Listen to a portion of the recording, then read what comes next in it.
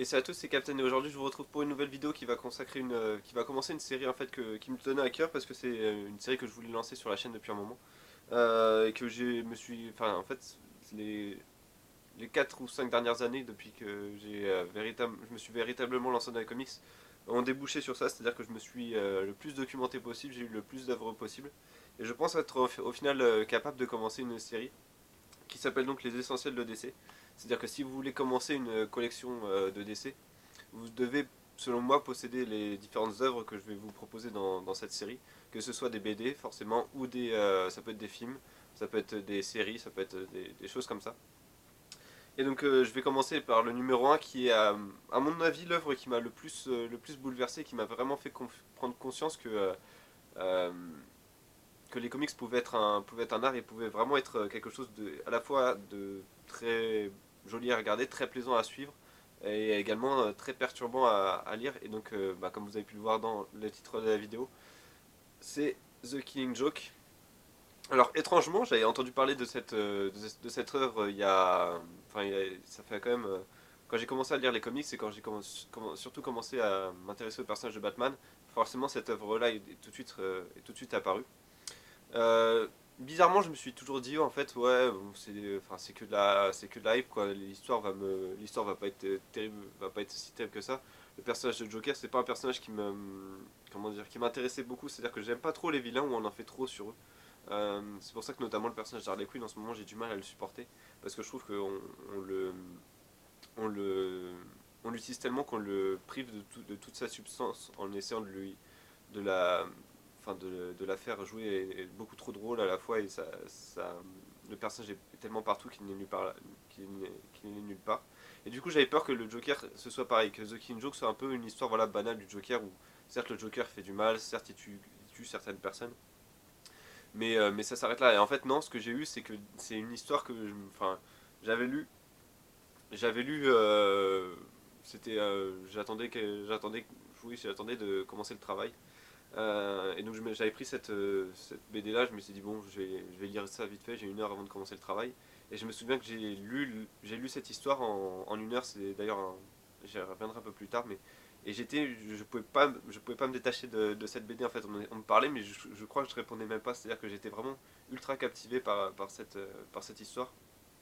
Au point que dès que j'ai fini, enfin quand je travaillais, je pensais plus qu'à ça. Je pensais plus qu'à ça et j'ai relu, je crois, l'histoire deux ou trois fois le soir même. C'est clairement l'histoire qui m'a fait, voilà, qui m'a qui a créé un tournant, voilà, dans la façon dont je lisais les comics. C'est devenu d'un passe-temps à une passion. Grâce à cette histoire, je me suis dit, mais c'est pas possible. Il y a d'autres histoires qui sont aussi bien que celle-là. C'est quand même entre guillemets, c'est pas possible qu'une histoire soit aussi bien racontée sur quelques pages et qu'il n'y en ait pas d'autres, et que ce ne soit pas le cas sur d'autres histoires. Donc voilà, c'est vraiment, je pense, oui, l'histoire qui m'a le plus bouleversé, le plus choqué, à la fois visuellement et à la fois psychologiquement, émotionnellement. Euh, voilà, véritablement ce que j'appellerais un chef-d'œuvre.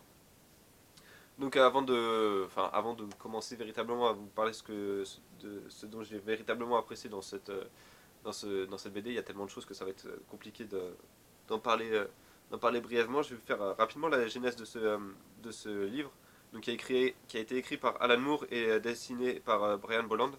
Alan Moore sortait d'un run, ce qu'on appelle un run, c'est-à-dire que c'est plusieurs chapitres sur un personnage. Et donc il sortait d'un run sur Swamp Thing. Et je crois qu'il avait également écrit, voilà évidemment les Watchmen. Donc il sortait voilà d'œuvres qui ont été saluées par la critique et saluées surtout dans l'industrie.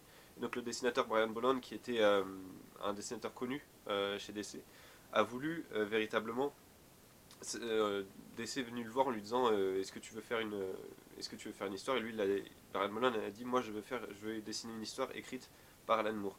Donc c'est ce qui est arrivé avec The King Joke. En fait l'idée de base de Brian Bolland, parce que c'était son idée à lui, c'était de faire du Joker un personnage principal et de Batman un personnage secondaire. Ce qui est assez marrant quand on fait recherches sur internet et qu'on lit les déclarations des deux auteurs sur cette œuvre, c'est qu'aujourd'hui, on a tellement l'impression qu'elle est exceptionnelle, etc. Et à mon sens, c'est le cas. Mais qu'il n'y a aucun défaut alors que eux ne cessent d'en parler, ne cessent de parler des défauts, surtout Alan Moore qui a regretté énormément de choses sur cette œuvre.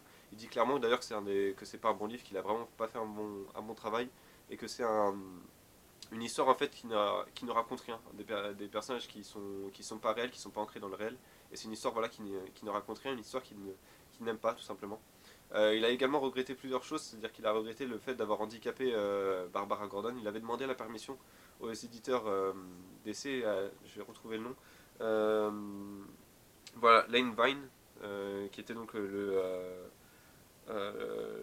je crois que c'était l'éditeur en chef de DC à cette époque-là, lui a dit ouais, il lui a vraiment répondu ouais, mets cette conne dans une chaise à roulant ou un truc comme ça, ouais, handicap cette conne ou un truc comme ça. Donc Alan Moore a vraiment regretté ce genre de choses.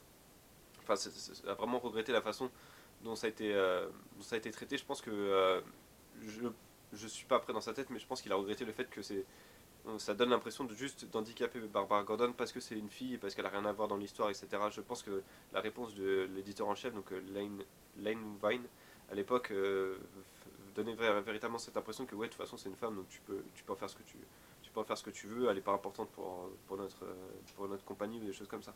Et donc Alan Moore a énormément regretté ça. Et ça fait partie, je pense, de ses regrets principaux sur ce livre. Bolland a également regretté de ne pas avoir eu le temps de s'occuper des couleurs dans cette histoire, c'est-à-dire qu'il a fait les dessins mais il voulait s'occuper des couleurs. Il a dû laisser ça à John Higgins. Euh, il avait juste pas le temps de s'occuper de la couleur et ça a été par contre corrigé dans la version du 20e anniversaire. Je crois que c'est celle-là d'ailleurs. C'est pas un livre hein, d'ailleurs que c'est. Je sais pas si vous voyez sur le côté, mais ça fait partie de la collection Eagle Moss. Et donc je pense que j'ai la version où Brian Bolland a corrigé ces couleurs, notamment avec un jeu sur le rouge que Bolland voulait euh, véritablement mettre en avant. Donc voilà pour la jeunesse de ce livre. Je pense qu'il y a énormément d'autres choses à dire, mais je voulais vraiment juste rentrer dans les points principaux et juste vous. Moi, en fait, ce qui m'a choqué quand j'ai véritablement découvert cette histoire, c'est que je me suis dit, mais. Surtout que la préface, elle est au début du livre, je me suis dit, mais enfin, si les auteurs ils aiment pas cette histoire-là, alors qu'on en entend. J'arrête pas d'en entendre parler, et comme quoi c'est l'œuvre de référence, qu'est-ce qui s'est passé dans ce livre, qu'est-ce qui ne va pas. Et je pense que. Enfin, c'est compliqué après, mais je pense qu'Alan Moore n'a pas à se sentir, n'a pas à être, à regretter de cette histoire, n'a pas à regretter le fait que c'est une histoire qui n'est pas réelle, etc. Les comics sont faits pour ne pas être réels. Le personnage du Joker ne peut pas être réel. Donc, pour moi, ça correspond parfaitement au Joker. Et ce qu'on a, c'est juste que c'est absolument parfait. La naissance de Joker. Vous savez, comme il y a eu la naissance forcément de Batman avec le premier numéro où ses deux parents étaient tués dans l'allée, on a The King Joke pour Joker. C'est plus possible autrement. C'est-à-dire que là où Batman est né dans l'allée du crime, le Joker est né à ses origines à Ice Chemical. Ce n'est plus possible autrement. C'est-à-dire qu'on ne peut pas imaginer une autre origine pour le Joker. On sait que ça a été un mec, un comédien. euh, c'est un comédien voilà, qui faisait des mauvaises bagues et qui, pour sauver sa femme, enfin juste pour nourrir sa famille et sa femme qui était enceinte, il a accepté de prendre enfin d'être enrôlé dans le gang des Redwood. Le braquage qu'ils ont fait à Ice Chemicals justement n'a pas bien tourné et du coup le jour où sa femme en plus a été tuée, je crois par un accident chez elle, un accident domestique, elle s'est fait électrocuter, je crois, par son grippin, si je me trompe pas. Donc du coup, ce jour-là, déjà le jour de, de ce, de ce comédien était vraiment pas top. Et en plus, ce jour-là, il se fait choper par la police et par Batman et il tombe dans la, dans la cuve de produits chimiques et il devient le Joker. Donc, ce qui prouve qu'il suffit juste d'un mauvais jour pour, euh, pour devenir un personnage comme le Joker. Bon, c'est c'est là, je pense, où Alan Moore a dû regretter parce que peut-être que la transformation avec le Joker se fait trop en comédien avec peu de talent. En, un Joker se fait très rapidement, mais en même temps, c'est un comics et le personnage du Joker est euh, tellement irréel et tellement imprévisible que pour moi, c'est justement, il peut pas avoir d'autre origine. C'est-à-dire que c'est forcément quelqu'un qui a juste il y a juste quelque chose qui a pété à l'intérieur de son cerveau, et c'est ce qui l'a fait devenir, Joker.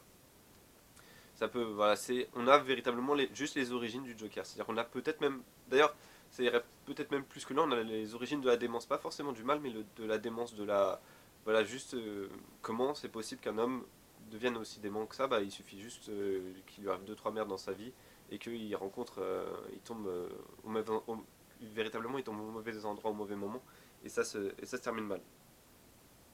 Ce que j'ai bien aimé également dans justement, je viens d'en parler, c'est que à la base, le Joker, c'est un comédien qui a peu de talent, et on le voit essayer de se débrouiller, essayer de se démerder pour essayer de faire survivre sa famille. Et du coup, on humanise le personnage du Joker, on essaie de lui donner. Enfin, Alan Moore réussit à nous faire donner de l'empathie pour celui qu'on sait qui va devenir le Joker, parce qu'on le voit d'ailleurs dans le découpage de ce récit qui est fait d'abord au passé, si je ne me trompe pas, et après on mélange le passé et le présent comme ça. On sait donc du coup qu'il va faire des choses horribles. On le voit d'ailleurs faire des choses horribles, et on se dit, mais enfin, le pauvre quand même, lui aussi, il en a vécu des merdes. Enfin, personne ne lui fait confiance, personne ne rit de ses blagues, etc. Il a à peine de quoi nourrir sa famille, et du coup il se fait enrôler comme un con dans un gang, et en plus ce gang l'utilise parfaitement. Et utilise sa naïveté contre lui. Donc on a vraiment cette humanisation du personnage du Joker avant de la déshumaniser complètement avec cette fameuse page où il sort avec bah, voilà, cette page-là tout simplement, cette illustration-là, où il sort en disant, il se regarde d'ailleurs dans une plaque d'eau à ce moment-là, il se dit c'est ça ce que je suis devenu, bah moi ça me fait rire quoi. Et du coup c'est quelque chose enfin, c'est typiquement je pense que cette illustration-là de toute façon voilà c'est celle qui résume le mieux le Joker quoi, parce que il y a tout dans cette illustration-là, c'est-à-dire qu'on le voit, ce qu'il est devenu, on voit de quoi il est parti parce qu'on voit un peu le costume, etc. On sait que c'était une sorte de mec qui faisait un peu attention à ce qu'il était, quoi, même s'il n'y arrivait pas forcément, parce que c'est quand même un costard qui est assez bon marché. Et là, on le voit du coup se refléter et voir ce qu'il est devenu. Il fait bah, autant en rigoler, quoi, et autant poursuivre sur cette voie-là. De toute façon, je ressemble à rien. Euh, Oui, enfin, et puis ce qui est assez énorme avec cette histoire, c'est qu'en plus de donner une origine définitive et voilà, enfin, une, une origine définitive au personnage du Joker, ça donne également un nouvel élan au Batman, enfin aux bandes dessinées Batman, clairement, à l'histoire de Batman. C'est-à-dire que le personnage de Barbara Gordon n'est plus le même avant cette histoire, et même d'ailleurs le personnage de Batman n'est plus le même après cette histoire. C'est-à-dire que le personnage de Barbara est forcément bah, handicapé par l'attaque du Joker. Et on a vraiment là où le récit est encore fort, c'est-à-dire que on a cette figure de Batman pardon, du Joker qui est humanisée, et je crois que c'est même pas deux pages après, on le voit avec cette, euh, cette figure du requin, où on voit juste ses yeux avec la rangée de dents. On a vraiment cette figure du requin, cette figure du monstre qui va véritablement attaquer sa proie, donc à ce moment-là Barbara Gordon. Et on a véritablement du coup cette impression que on a l'humain et le monstre, et c'est un jeu entre les deux. Et nous dans notre tête, du coup, on se dit mais comment il a pu en arriver là. Et réussir à nous faire comprendre comment il a pu en arriver là, ça nous fait limite même nous devenir fous. On se dit mais est-ce qu'on pourrait tomber aussi bas que ça. Et au final, rien ne pourrait nous l'interdire quoi, si on se fait juste manipuler, et si on a juste un mauvais jour comme ce qu'il a vécu le Joker, ça peut peut-être au final nous arriver. Donc voilà, c'est vraiment un comic qui change tout, c'est-à-dire qu'il y a un avant et un après Killing Joke. Enfin, avant Killing Joke, on avait juste un ennemi de Batman, le Joker, qui était, voilà, qui était, enfin, ça commençait à être un ennemi assez fort de Batman. Notamment parce que, oui, il y avait eu déjà The Dark Knight Returns, au niveau de la date, donc le Joker prenait vraiment de l'importance, mais là, du coup, on a les origines du Batman, et en plus, Batman qui fait du mal, les origines de Joker, et Joker qui fait du mal aux alliés les plus proches de Batman sans que Batman ne puisse répliquer. C'est-à-dire que non seulement il fait mal à Barbara, c'est-à-dire en l'handicapant, mais également à James Gordon, c'est-à-dire qu'il l'humilie, il le torture psychologiquement, notamment avec je voulais vous montrer cette page. Hop, cette page-là, j'espère que vous allez bien la voir, celle-ci, enfin cette illustration-là. parce que c'est vraiment une page où je me suis dit, ah putain, ils vont vraiment ultra loin. Et je me suis vraiment dit, en fait, les comics, c'est vraiment pas avec cette page-là, je me suis dit, mais les comics sont vraiment dû basculer dans l'âge adulte avec cette illustration-là. Euh, donc je me suis dit, ouais, ils vont super loin, mais c'est à la fois dérangeant et justement, c'est typiquement l'esprit du Joker, donc c'est juste justifié. Donc encore une fois, chapeau, et en plus, c'est vraiment voilà, des images vraiment troublantes. Et on se dit, à la place de Gordon, comment on aurait pu réagir à ça. Et c'est ça que j'aime bien aussi dans cette histoire, c'est que, à part le personnage de Batman, on va y revenir dans un instant, mais tous les personnages restent assez fidèles à ce qu'ils sont, c'est-à-dire que le Joker, il reste dans sa logique de tuer tout le monde juste pour pousser Batman dans ses limites et juste également, je pense, pour s'amuser. Mais également le personnage de Barbara qui dit certes, il m'a handicapé, mais il faut que tu ailles protéger mon père, ou je crois a dit ça. Donc elle reste toujours, elle se soucie toujours des autres, malgré le mal que le Joker lui a fait. Elle ne s'apitoie pas sur son sort. Et le fait que également Gordon, malgré l'humiliation et la torture psychologique que lui en fait que lui fait endurer le Joker, je vais réussir à parler, il réussit à garder cet esprit voilà, de chevalier blanc, c'est-à-dire il faut l'arrêter, mais faut l'arrêter, il faut pas qu'on tombe dans son jeu, il faut pas qu'on le tue, il faut pas qu'on le défigure, faut qu'on l'arrête, il faut juste qu'on l'arrête, il faut qu'on le menotte, etc.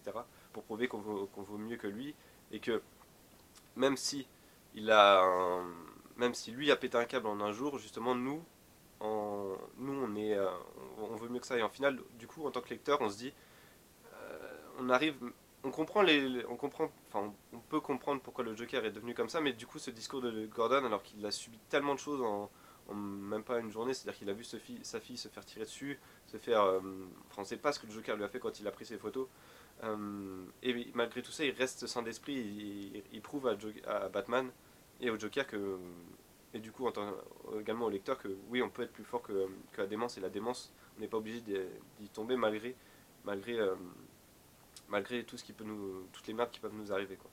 Euh, donc voilà, c'est une œuvre qui nous fait constamment nous questionner sur quel côté on aurait choisi, quel côté, enfin comment est-ce qu'on aurait été plus Gordon, plus un Joker, mais au final on peut pas savoir sans qu'on soit impliqué dans ce genre de choses. En tout cas, moi c'est vraiment, je vous parle véritablement de mon ressenti subjectif. Je me suis dit, mais le Joker, au final, il lui arrivait tellement de merde que, enfin, c'est pas impossible que à n'importe qui, ça peut nous arriver, quoi. Et c'est surtout ce discours où il dit, enfin, il y a un discours ultra célèbre avec, j'adore ces répliques, mais je l'ai pas noté malheureusement, mais où il fait un discours je crois que c'est à Gordon, où il dit à la fin, on embrasse l'insanité mentale parce que c'est le seul chemin qui nous reste, c'est la seule option qui nous reste, et tout ce qu'il faut, c'est juste un mauvais jour pour qu'on tombe en si bas. C'est enfin voilà, je pense que c'est quasiment les pages de comics les mieux écrites, probablement même oui, je dirais de l'histoire des comics. Euh, j'ai d'autres pages à vous montrer. Voilà, je vous en parlais un peu plus tôt. Donc, cette page qui a véritablement, enfin, qui résume à peu près tout ce que je viens de vous dire. C'est le Joker. Donc là, on voit avec en mode requin qui tire sur Barbara Gordon et qui la paralyse, et qui du coup change complètement son histoire, change voilà, complètement le personnage, la fait basculer dans un autre univers, et fait basculer également le lecteur dans un monde de violence, et de violence à la fois physique et mentale, dont il ne se remet pas, comme le personnage de Barbara Gordon ne se remettra pas avant un long moment de cette gêne physique. Je voulais vous parler rapidement également, avant de passer sur Batman, du jeu sur les couleurs. Je sais pas si ça va bien se voir, j'espère que oui. Où vous voyez cette page où tout est en noir et blanc pour signaler le, euh, le passé, le flashback, mais également je pense, moi j'ai pris ça, j'interprète ça comme ça, et je pense que c'est la bonne interprétation, c'est que tout est rouge, tout est noir et blanc, parce que c'est justement la vie du Joker, elle est morne, elle est morose cette vie, et clairement il se rend compte qu'il a pas de talent, clairement il se fait chier dans sa vie, clairement sa vie est ratée, mais il trouve une porte de sortie avec tout ce qui est de la couleur rouge, tout ce qui est vif, tout ce qui est de la violence, tout ce qu'on voit un animal, enfin je crois que c'est un homard ou une écrevisse en train d'être mangé, c'est justement du coup le fait que l'homme est au final un prédateur selon moi, qui fonce du coup sur sa proie, et également donc le masque de Redwood qui est sa porte de sortie pour, il pense à ce moment-là pour sauver sa famille, mais au final ce qui va être sa porte de sortie vers un monde qui le fait changer complètement. Donc voilà, j'aurais énormément de choses à dire, c'est-à-dire que c'est vraiment enfin, toutes les pages quasiment sont des chefs-d'œuvre, toutes les pages pour être analysées, analysées, interprétées de différentes façons, etc. Mais au final, je pense que la force de ce livre, c'est également que chacun peut y voir ce qu'il pense, chacun peut y voir ce qu'il veut, euh, chacun peut en penser ce qu'il veut.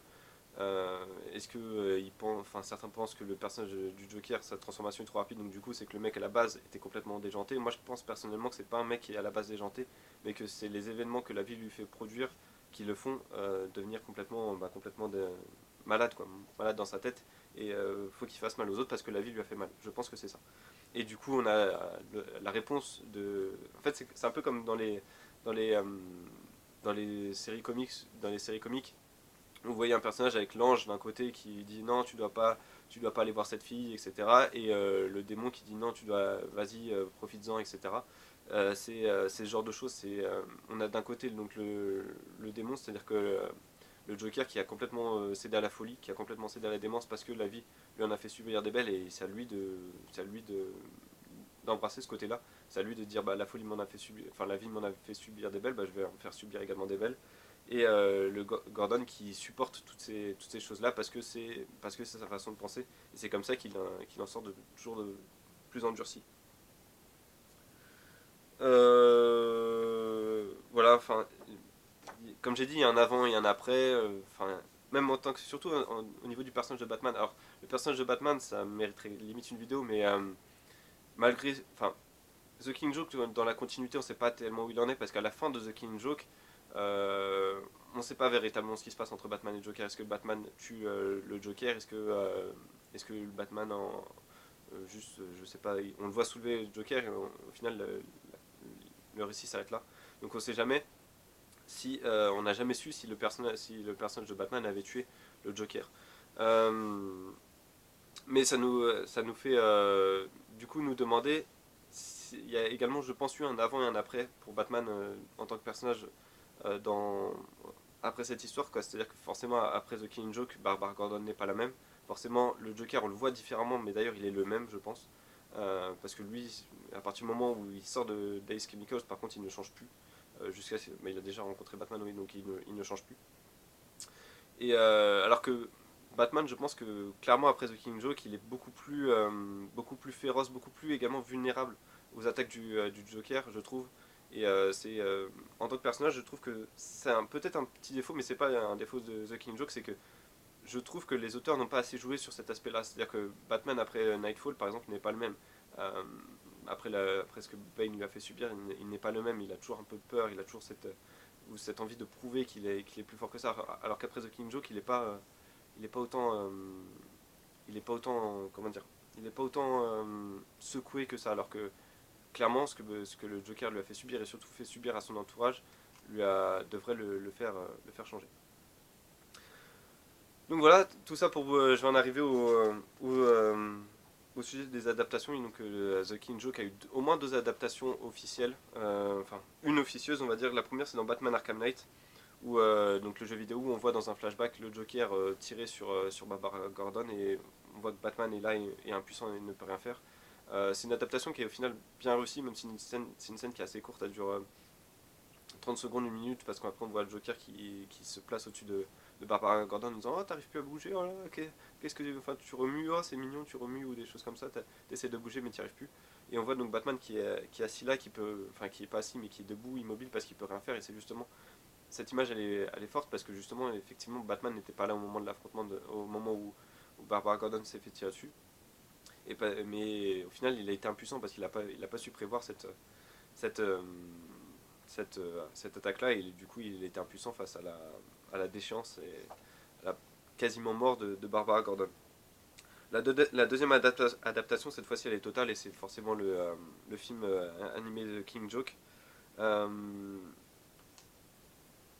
c'est compliqué en fait. Le film, je l'avais bien aimé. D'ailleurs, j'ai bien aimé la première partie sur Batgirl, parce qu'au final, c'est vrai que dans The Killing Joke, le livre, on voit Barbara Gordon qui est donc mutilée et handicapée par le Joker, mais on a juste l'impression que elle est mutilée parce qu'elle est la fille du commissaire Gordon. Alors qu'en fait, elle est plus que ça, elle est évidemment Batgirl. Et dans le film, ce que j'avais bien aimé, c'est que justement, on voit le film joue sur la personnalité de Batgirl, et le conflit qu'elle avait avec Batman, etc. Et du coup, ça donne une sorte de culpabilité à Batman parce qu'il n'a pas réussi à gérer le cas Barbara Gordon, et c'est ce qui l'a fait, c'est ce qui l'a au final mis un peu, quelque peu en danger. Et donc j'avais bien aimé cette première partie du film dans la liberté prise par les créateurs pour ce film. Par contre, j'ai beaucoup moins aimé la fin, la scène de combat final entre Batman et Joker. Il n'avait pas besoin d'être, tout simplement. Je pense qu'il n'y a pas besoin d'une bataille entre le Joker et Batman, une bataille physique en tout cas. Et j'ai trouvé voilà, que la fin était vraiment bizarre et pas super bien écrite. Euh, donc elle était voilà, le film commence bien et au final je trouve finit de façon un peu décevante. Au niveau des auteurs, donc après The Killing Joke, Alan Moore a quitté les grands éditeurs de comics, que ce soit Marvel et DC, pour créer From Hell, et ensuite il crée également la Ligue des Gentlemen Extraordinaires. Euh, donc voilà, enfin je crois il est pas parti en bon terme avec DC notamment. Ce qui est dommage parce que je pense qu'il avait d'autres histoires potentiellement très intéressantes à raconter. Et Brian Bolland, lui, a continué chez DC. Il a écrit beaucoup de one-shot en fait enfin, il a dessiné beaucoup de one-shot, notamment Batman Black and White, dans Final Crisis. Il a également dessiné les origines de Animal Man et de Zatanna. Et il a également écrit Batman Mille et une nuits enfin, voilà, Mille et une nuits. Ouais, c'est ça. Donc, enfin, au final, clairement, du coup, quand on regarde la bibliographie de ces auteurs, je pense que The Killing Joke a été vraiment le point d'œuvre, l'apogée de leur, euh, de leur œuvre. On peut peut-être même, enfin, on peut se demander si pour Alan Moore, si c'est pas Watchmen qui a été ça, et que Killing Joke au final a été pour lui peut-être le début de la pente descendante parce qu'il l'a pas aimé, il a pas aimé le travail qu'il a fait dessus. Mais personnellement, je pense que c'est le point d'orgue de tous les comics, c'est-à-dire qu'il y a vraiment un avant et un après Killing Joke, selon moi. Une fois qu'on a lu Killing Joke, on peut plus voir les comics de la même façon, selon moi. Euh, En tout cas, moi, ça a été véritablement le cas. Et j'ai vraiment cette sensation que ça a fait basculer le comics dans un âge où la violence pouvait être montrée, la violence pouvait être décrite, et le plus dérangeant, c'est que la violence pouvait limite être justifiée par le fait que bah, il suffit juste d'une mauvaise journée, quoi. Donc avant de vous quitter, il y a une question qui se pose à la fin de Killing Joke, c'est est-ce que Batman a tué le Joker lorsqu'il le soulève, donc, que ce soit à la fin dans le film ou dans la BD, on voit Batman qui le soulève et qui commence à rigoler à la blague du Joker. Et la blague mortelle pour Grant Morrison, qui est donc un des auteurs les plus influents de Batman, c'est que selon lui, en fait, Alan Moore a juste montré que Batman avait tué Joker à la fin de The Killing Joke, et c'était ça en fait la blague tueuse, c'est que le Joker a poussé tellement à bout Batman que Batman s'est mis à tuer à cause du Joker, et que du coup peut-être que le Joker a réussi ce qu'il voulait faire, c'est-à-dire à rendre Batman fou à son tour. Euh, donc voilà, c'est une question qui mérite d'être posée. Personnellement, je pense que oui. À la fin, je pense que oui, Batman a tué le Joker parce que on le voit clairement dans ce livre.